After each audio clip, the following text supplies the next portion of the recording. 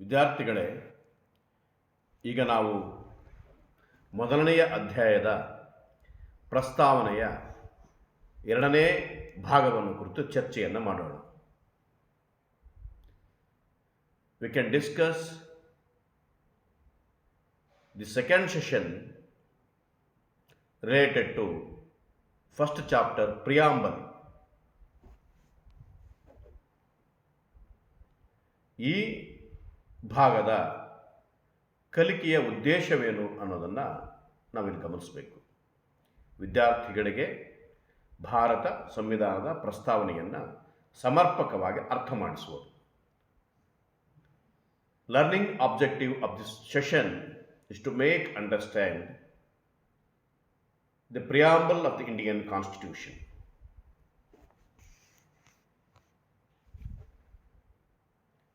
ಈ ಸೆಷನ್ನಿನ ಫಲಿತಾಂಶ ವಿದ್ಯಾರ್ಥಿಗಳಿಗೆ ಕಲಿಕಾ ಸಾಮರ್ಥ್ಯವನ್ನು ವೃದ್ಧಿಗೊಳಿಸಲಿಕ್ಕೆ ಸಹಾಯ ಮಾಡುವಂಥದ್ದು.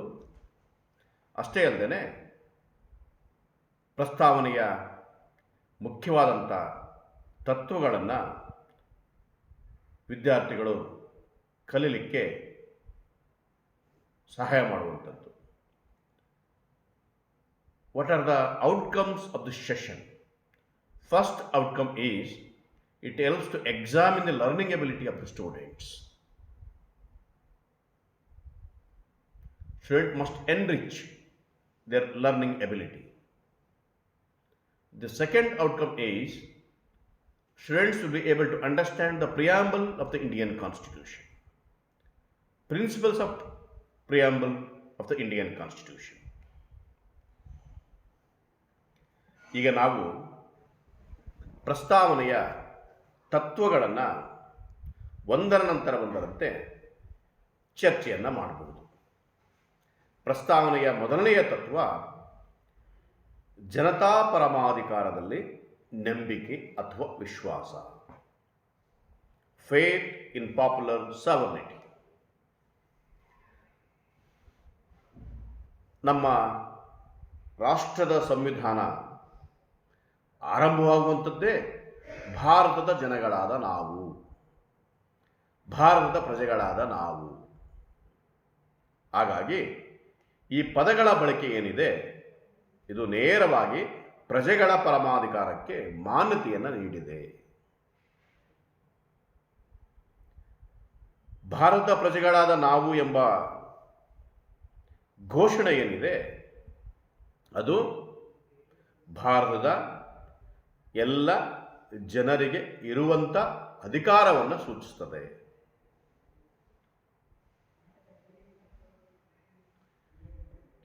The first principle of preamble is faith in popular sovereignty. We all know that the preamble begins with the words, "We the people of India." And these words testify to the fact that the people are the ultimate source of all authority. The government gets its power from the people. In democracy, the people are the ultimate source.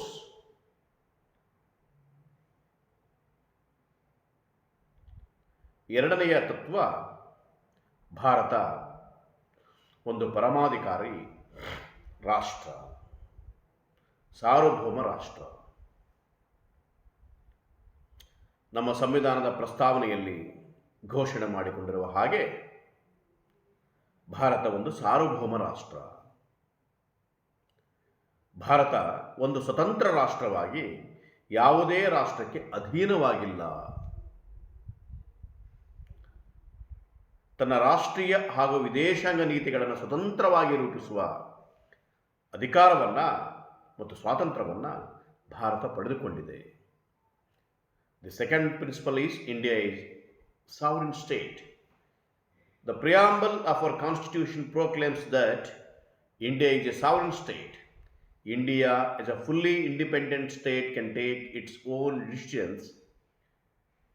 India as an independent state can take its own decisions and implement for the people.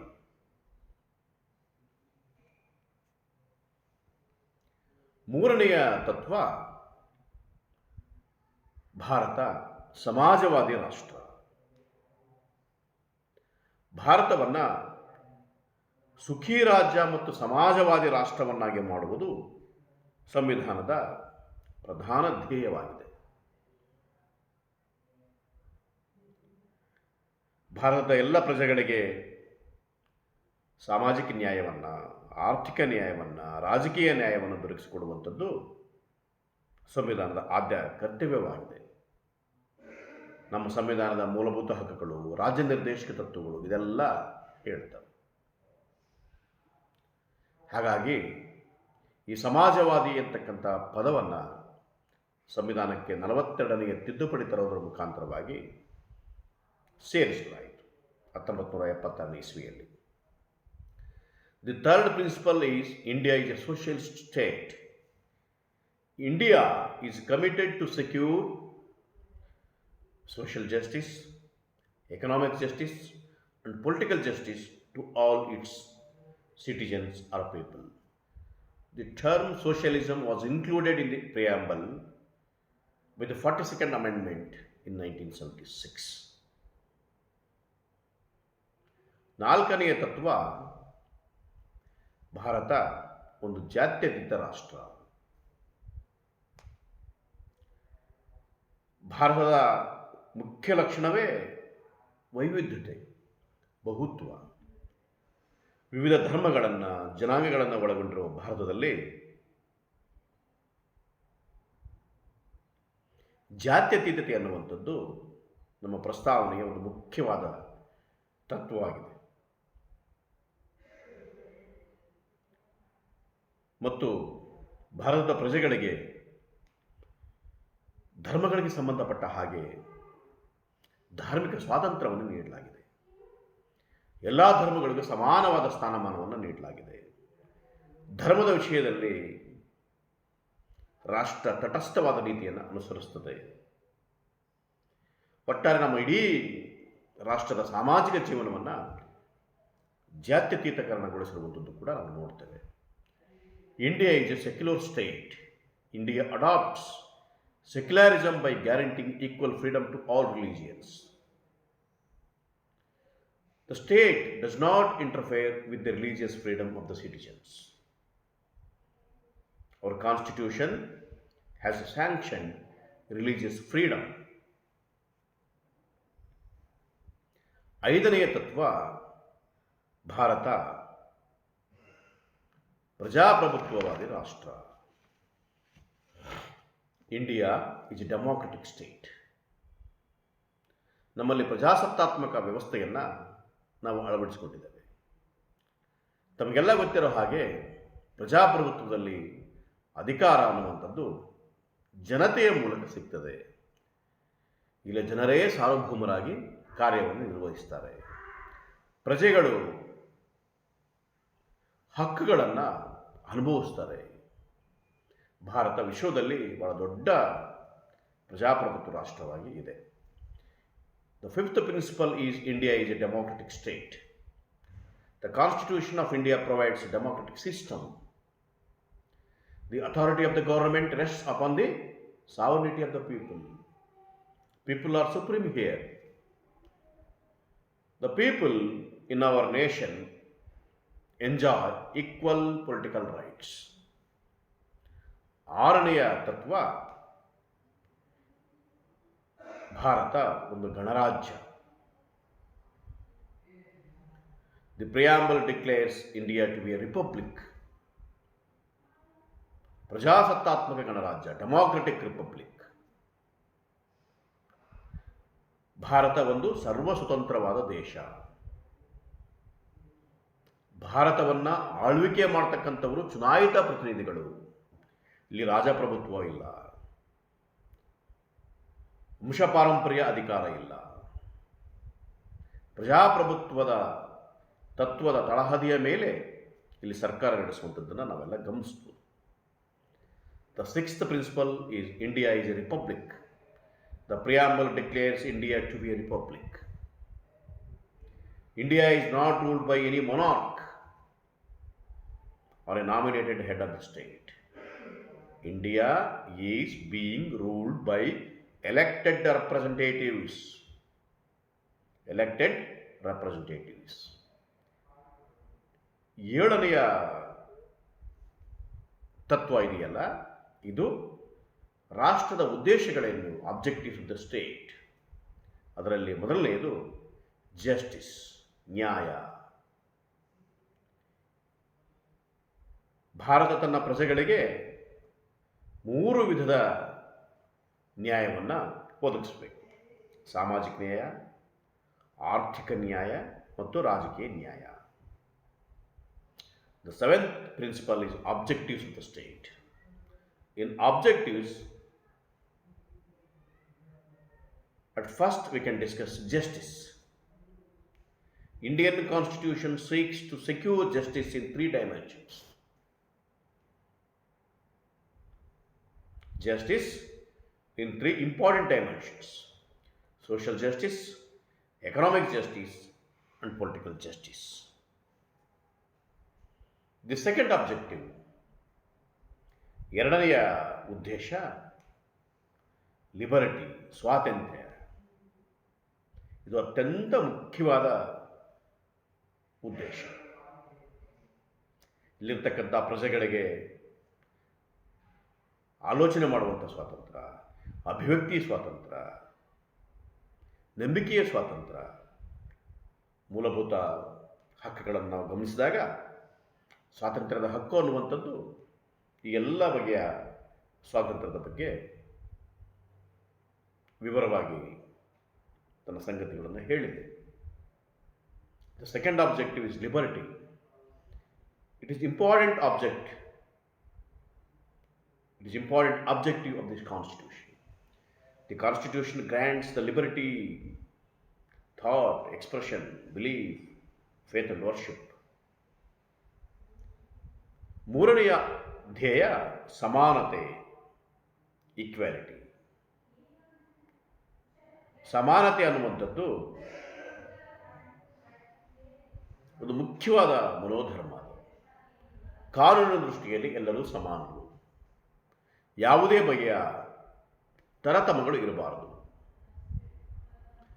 ಧರ್ಮದ ಆಧಾರದ ಮೇಲೆ ತರತಮಗಳಿರಬಾರದು. ಧರ್ಮ, ಜನಾಂಗ, ಲಿಂಗ, ಬಣ್ಣ, ಜಾತಿ, ಈ ಎಲ್ಲ ತರತಮಗಳನ್ನು ಸಂವಿಧಾನಾತ್ಮಕವಾಗಿ ನಿಷೇಧಿಸಲಾಗಿದೆ.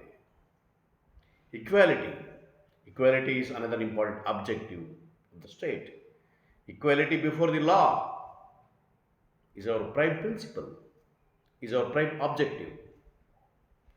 The Constitution prohibits various kinds of discrimination based on religion, race, sex, color, creed, caste, etc. The last objective, ಕೊನೆಯ ಉದ್ದೇಶ, ಫ್ರೆಟರ್ನಿಟಿ, ಭ್ರಾತೃತ್ವ, ಸಹೋದರ ಭಾವ, ಸೌಹಾರ್ದತಾ ಭಾವ. ವೈವಿಧ್ಯತೆ ಇರುವಂಥ ದೇಶದಲ್ಲಿ ಇದು ಮುಖ್ಯವಾಗಿರಬೇಕಾದಂಥ ಗುಣಲಕ್ಷಣ. ಬಹುತ್ವ, ಅನೇಕ ಧರ್ಮ, ಅನೇಕ ಭಾಷೆ, ಅನೇಕ ಸಂಸ್ಕೃತಿ, ಅನೇಕ ಜನಾಂಗ, ಈ ಎಲ್ಲ ವೈವಿಧ್ಯತೆ ಇರುವಂಥ ದೇಶದಲ್ಲಿ ಒಂದು ಭ್ರಾತೃತ್ವ ಭಾವ, ಒಂದು ಸಮಭಾವ, ಸಹೋದರ ಭಾವ ಮನೆ ಮಾಡಬೇಕು ಅನ್ನುವಂಥದ್ದು ಉದ್ದೇಶ.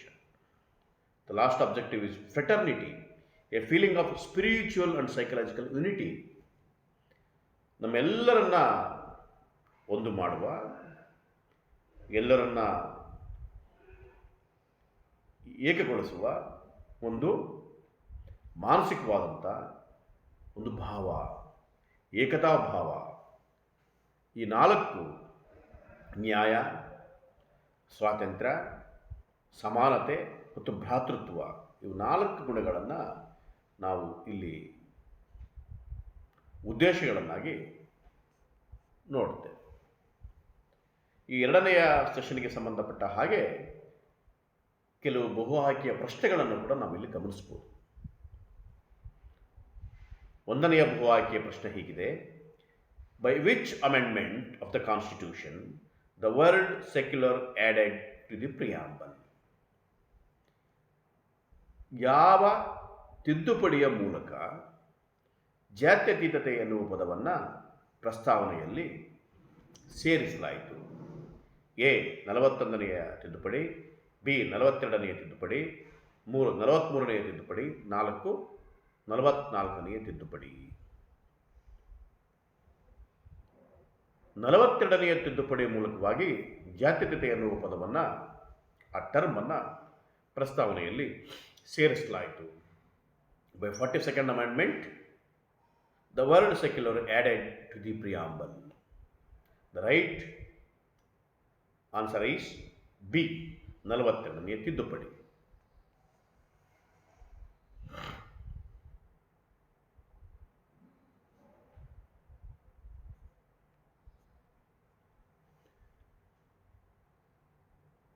ಎರಡನೆಯ ಬಹು ಆಯ್ಕೆ ಪ್ರಶ್ನೆ ಹೀಗಿದೆ: which of the dates is mentioned in the preamble? ಪ್ರಸ್ತಾವನೆಯಲ್ಲಿ ನಮೂದಿಸಲಾದ ದಿನಾಂಕ ಮತ್ತು ಇಸ್ವಿ ಯಾವುದು? A 26 November 1949, B 25 January 1950, C 15 August 1947, D 26 January 1950. 26 November 1949 ಸಂವಿಧಾನವನ್ನು ಅಂಗೀಕರಿಸಿದ ದಿನ ನಾವೆಲ್ಲ ಚರ್ಚೆ ಮಾಡಿದ್ದೇವೆ. ಹಾಗಾಗಿ 26 November 1949 is mentioned in the preamble. ಹಾಗಾಗಿ ಇದರ ಸರಿಯಾದ ಆಯ್ಕೆ ಎ 26 ನವೆಂಬರ್ 1949. ಇದು ತುಂಬ ಸುಲಭವಾದಂಥ ಬಹು ಆಯ್ಕೆಯ ಪ್ರಶ್ನೆ ನಮ್ಮ ಎದುರುಗಡೆ ಇದೆ. The preamble begins with the words. ನಮ್ಮ ಸಂವಿಧಾನ ಆರಂಭವಾಗುವಂಥದ್ದು ಹೀಗೆ: A we the people, B we they people, C we those people, D we all people. ಸಂವಿಧಾನ ಆರಂಭವಾಗುವಂಥದ್ದು ಭಾರತದ ಪ್ರಜೆಗಳಾದ ನಾವು, we the people of India. ಹಾಗಾಗಿ ಇಲ್ಲಿ ಸರಿಯಾದ ಆಯ್ಕೆ ಎ ಆಗಿದೆ. We the people is the right answer, is the right choice.